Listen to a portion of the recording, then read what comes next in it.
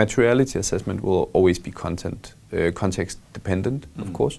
So the materiality assessment you run for a telecoms company will be radically different for the ones you do for a medical device company. If your conclusion does not include a plan for action, chances are that no action will be taken.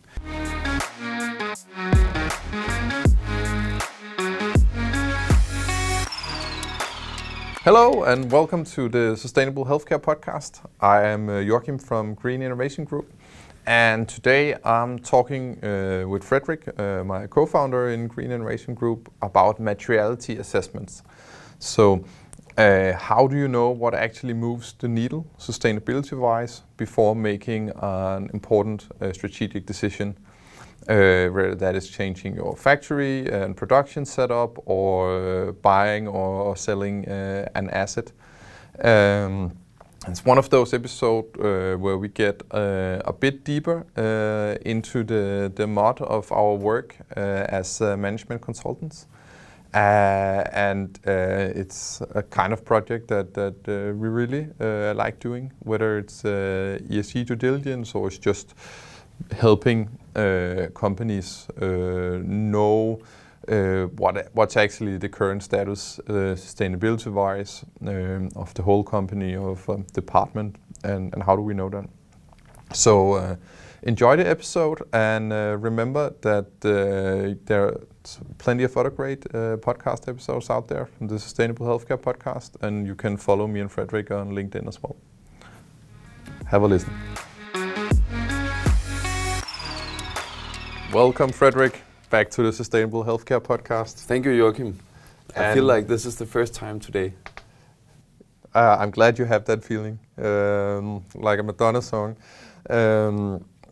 Today, we are going to talk about materiality in sustainability and materiality assessments.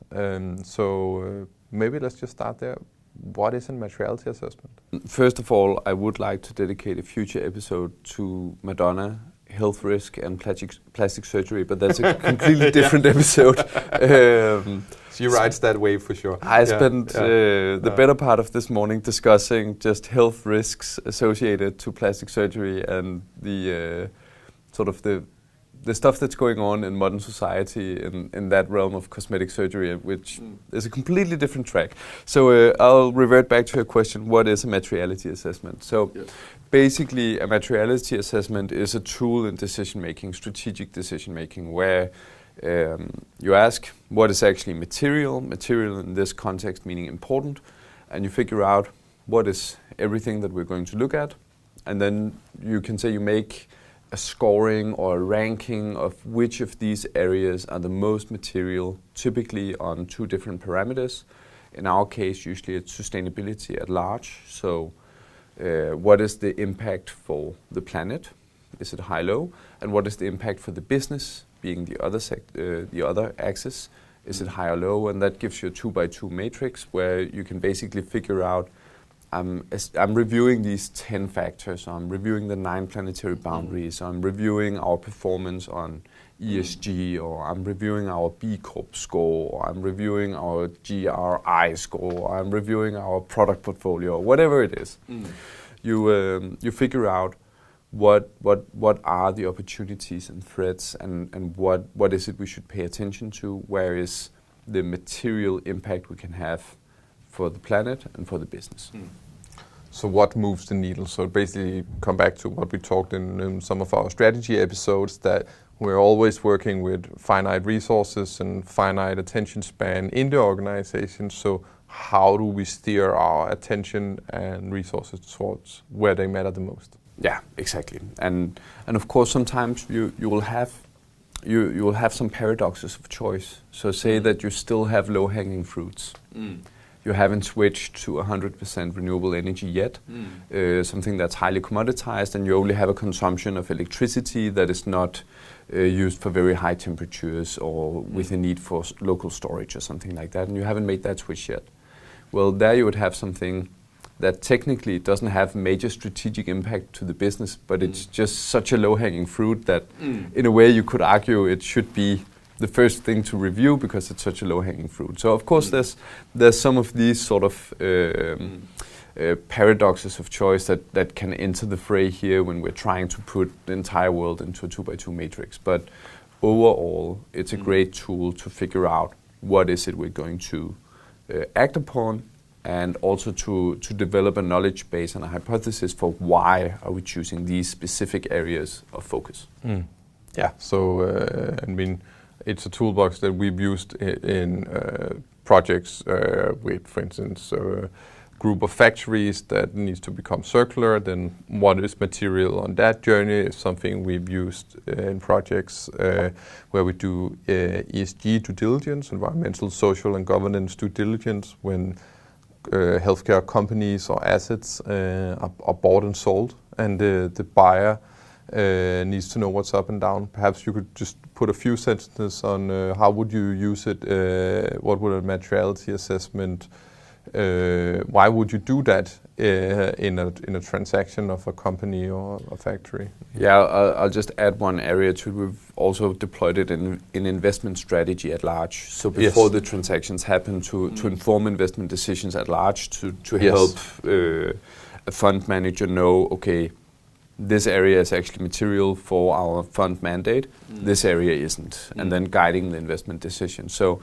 let's say that's the first step. You have a strategy where you've done the material assessment, materiality assessment, and you've identified some areas to invest in, and now you're entering a due diligence stage with an asset that you're about to acquire. The materiality assessment here is of course needed in order to identify risks, both financial risk, regulatory risk, legal risk, to make sure that you have the correct valuation of the asset that you're about to enter a transaction to buy. So what our work will typically be in making an assessment of what is the financial risk in the ESG area of things, or the sustainability area of things. What is the risk that the buyer is exposing itself to by making this acquisition? That's one term, but that's sort of, to put it bluntly, the boring part of it. We're also assisting in the technical due diligence, figuring out, are you about to buy buildings with asbestos risk? Are you about to acquire a workforce that is not on contracts that would be deemed legal, or that could have a conflict with the unions? How is that medical hazardous waste handled? But you know, these are kind of these are very important assignments, but they're not where my professional interest lies. My professional interest lies in the strategic deployment of these findings. So when we have sort of the materiality assessment, we figure out how will this asset sort of slot in to the corporate strategy of the buyer and help build future business by leveraging the opportunities within the sustainability agenda, by improving on the most material areas and deploying them for a business purpose. So that's really what makes me tick. But of course there's a lot of sort of what you could qualify as sort of the accounting bookkeeping side of things, where you know the household just has to be in order. Need the checkbox work. Exactly, and that's honest work, and it's something that has to be done. But it's also something that when you've done it a couple of times, it becomes somewhat predictable, and you know what to look for when and where. And typically we will also know who's best at analyzing sort of aerial photography to assess a building site. Who's the best to analyze the workers' contracts? Who's the best to do all of these sort of tedious pieces of work that are in there? And then where we get our hands really dirty is to help with the strategic thinking of mobilizing this asset into the corporate strategy. So those are three different use cases, either to assess your own organization or part of organizations or factory, can be to guide your overall investments in sustainability, and also for particular acquisition or sale of a factory or part of a business unit. Maybe try and walk us through of what a materiality assessment could look like in the internal version. Yeah. So either for a whole company or a subdivision, Where do you start? What should you do? So basically the way we do it, there's we have an A, B, C, and D step that you walk through, and you can look at them as different levels or different processes or stages of a project. So I would suggest that you start off by defining this materiality assessment as a project. You get the time and resources needed, allocated to that project internally, so you don't have to run extra hours, but it's actually time that's allocated, and your manager knows, now Joachim is doing the materiality assessment on our department for X, Y, and Z. That's great. We dedicated him 1 month full time to do this, so that's what I can expect. And at the end of it, I can expect an output that can become an impact like this and that. So that's probably, if I had to take it a few steps back, make sure the resources are there, or that it's neatly fenced off, so you have the time and the resources needed to do it. So first, of course, you need to map the material areas. So you figure out, let's say that you're doing a B Corp assessment of your own company, or you're doing an ESG assessment of your company. These are different frameworks that could help guide the they'll guide the questions that you're asking, or the checklist that you're reviewing, or the documents that you're putting in. If it's a due diligence for a transaction, you would have something called a data room, where you have all of the documentation that is available to the sell side and the vendor side, and the vendor side and the buyer side. But in an internal due diligence, of course, you should be granted access to the needed documentation without leaning too much on somebody else providing it in the same degree, and you'll not be restricted by NDAs to the same degree. So you'll review the material areas. So say that you're looking at you're using the ESG framework, so you're looking at environmental, social, and governance. So you map the areas that you're looking at. That's the first step. Just figure out what is at stay, what's at play here. So what does the stage look like? Then, as the second step, you're doing sort of a review of each of those items. You should have no more than 10 overall categories that you're reviewing. Then it gets too complex. If you're not able to sort of divide the world into fewer categories than 10 or less, then you're looking at too many categories, and you'll have to merge some of them as sort of a rule of thumb. So then you do an overall performance and develop your hypothesis of how we're doing in these areas.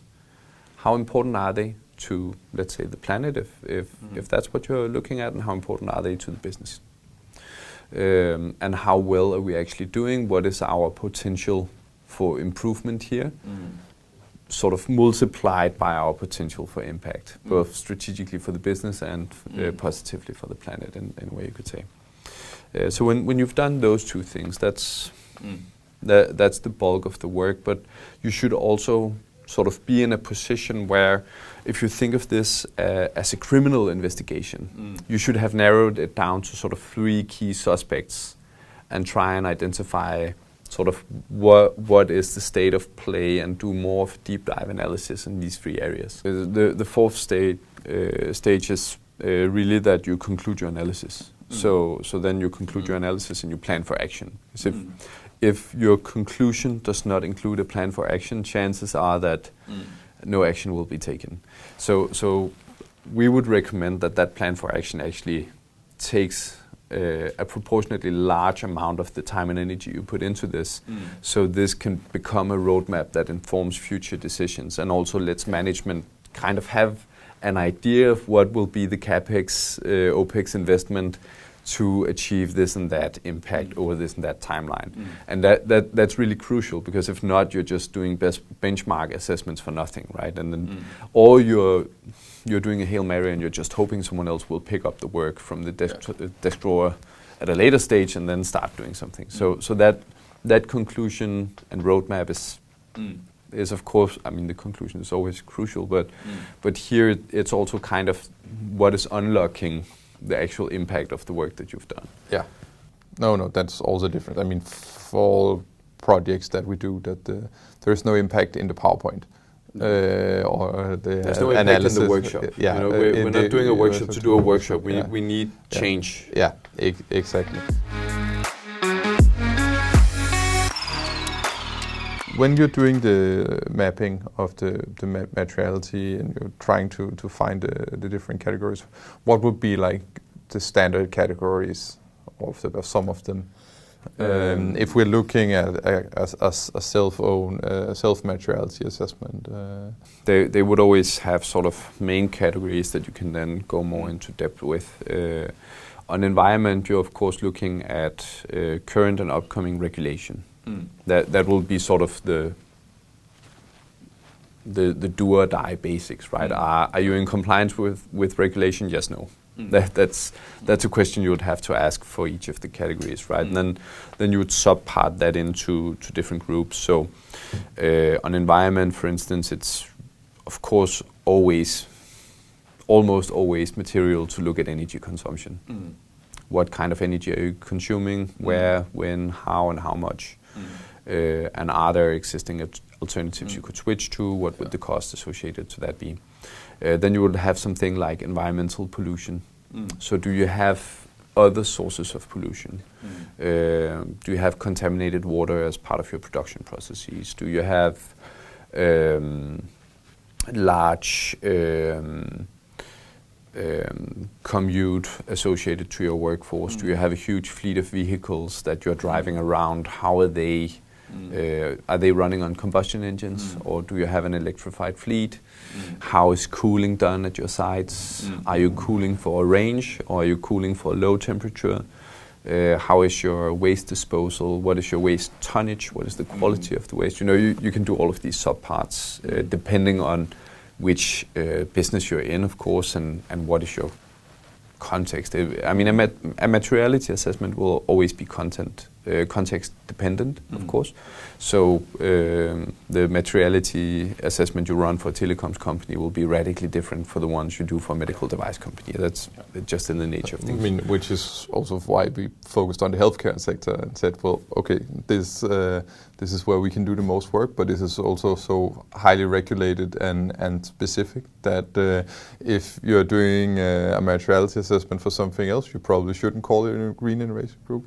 But in the healthcare sector, we can really rely on our experience. And something, I mean, for the social category, there'll be some sort of, are you in compliance with law and basic ethics? Like, are you using child labor? Are you using, how can you document that you're not using slave labor?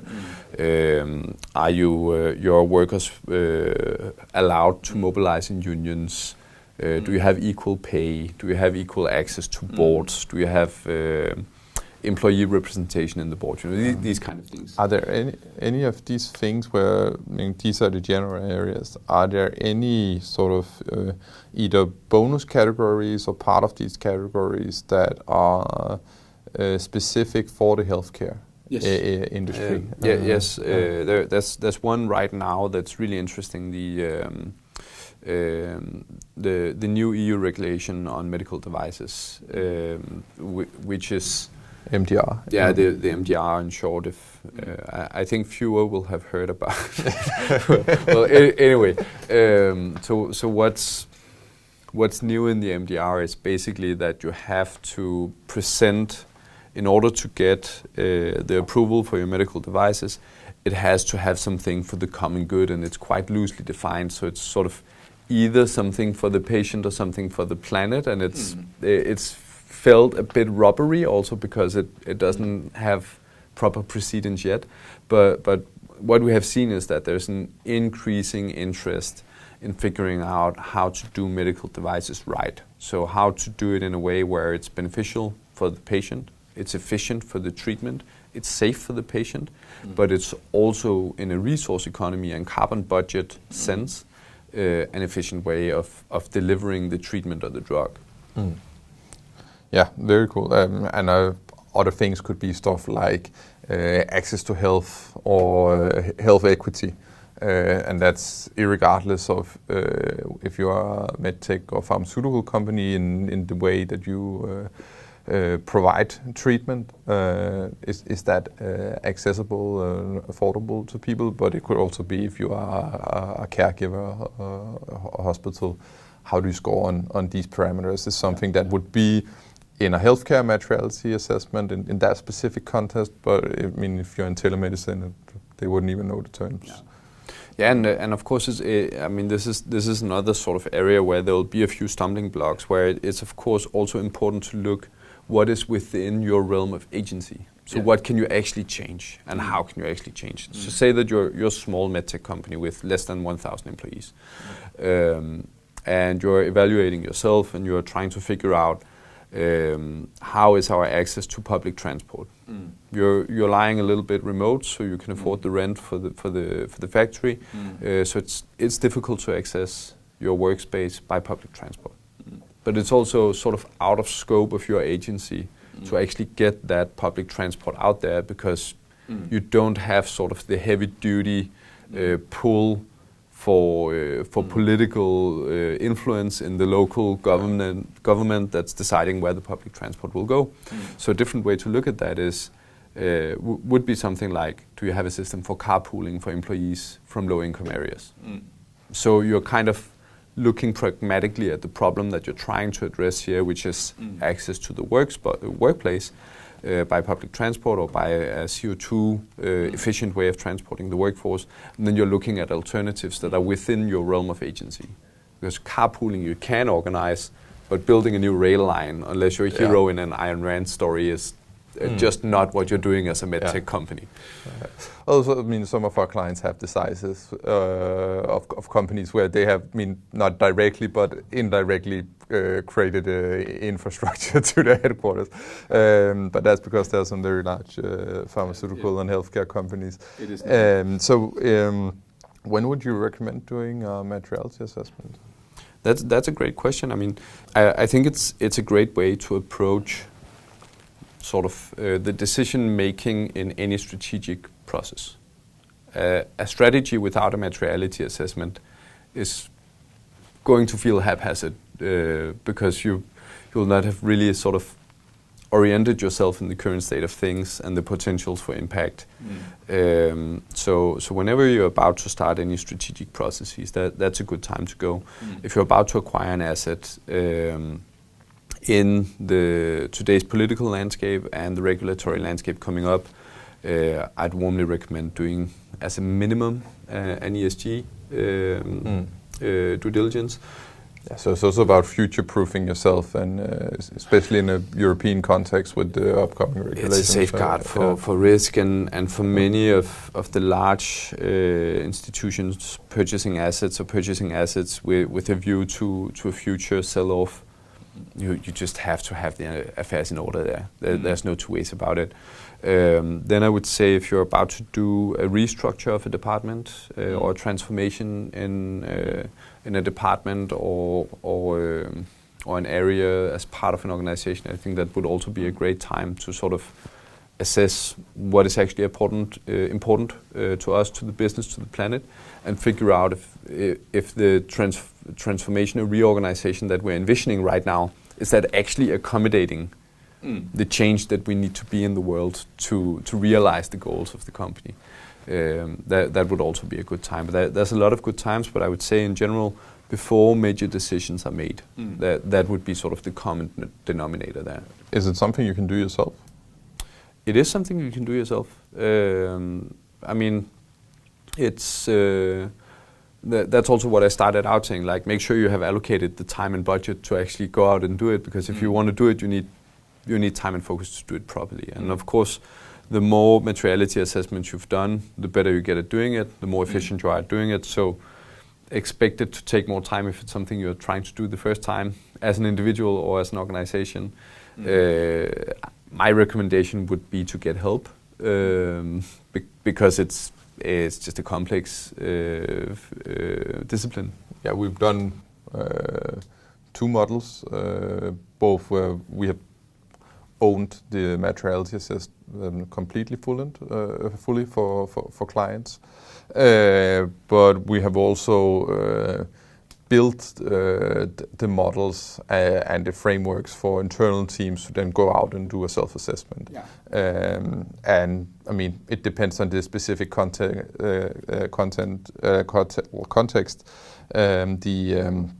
I think the more time pressure there is, and the more thorough and deep it is, the more I would rely on external experts. The self-assessment does have the benefit that it does build some ownership and agency within the teams, and they have to live it afterwards. But there it can be a good idea to get help on setting up the structure and make sure that those self-assessments. And just getting the blind spots right. Yeah. You know, so that's another thing. When you're working on it day in, day out, it can be very difficult to sort of have that outside-in perspective, and I think that's where externals often can help to sort of. I mean, one of my favorite experiences is when we run a project with a client and we tell them, hey, you're already doing quite good right here. And they're like, I had no idea. Imagine that reusing ethanol in my production would actually be a circular economy business case.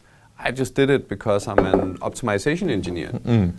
But at the end of the day, that's a great case for circular economy, because you're taking a finite resource and you're reusing it 7 times instead of just once. So these are some of my favorite eureka moments in my work when I have a client that is circular by accident, gets to know and sort of also understands that being resource efficient is a great business case. Yeah. 9 out of 10 cases, you're saving money, and guess what the budget people like? They like saving money. Yeah, I think it's great to sort of lean on whatever is the best model, case by case. Of course, there's a huge variation in time and budget allocations and what you can afford and what timeline you have and such. But I mean, you cannot just hire externals and not have the internal resources dedicated either.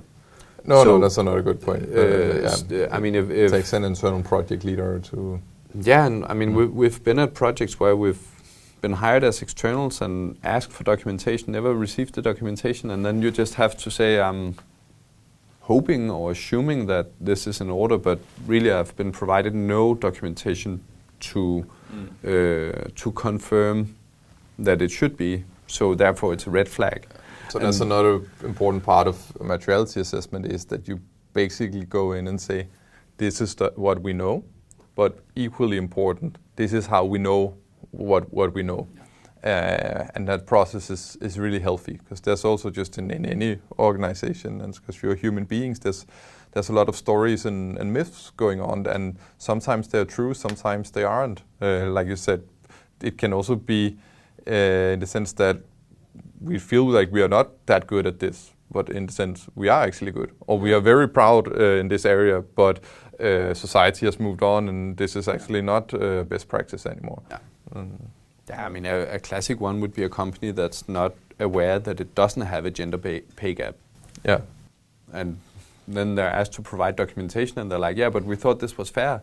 Yeah. Yes, it is fair, but it's not industry standard. Unfortunately, it's not standard. But you know, you should also celebrate the things you're already doing that are not getting any credit. But yeah.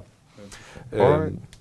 Thank you so much, Frederik. So before any major strategic decisions, it can be a very good idea to do a materiality assessment to make sure you know where you are and you know how you know that, and you can focus resources and attention towards where they matter the most. Yeah, and that's what strategy is all about. Yeah, it's about prioritizing. So, so a materiality assessment is a great tool to make the decisions and know what your priorities should be and why. Thank you so much for coming in. Always a pleasure. Cheers.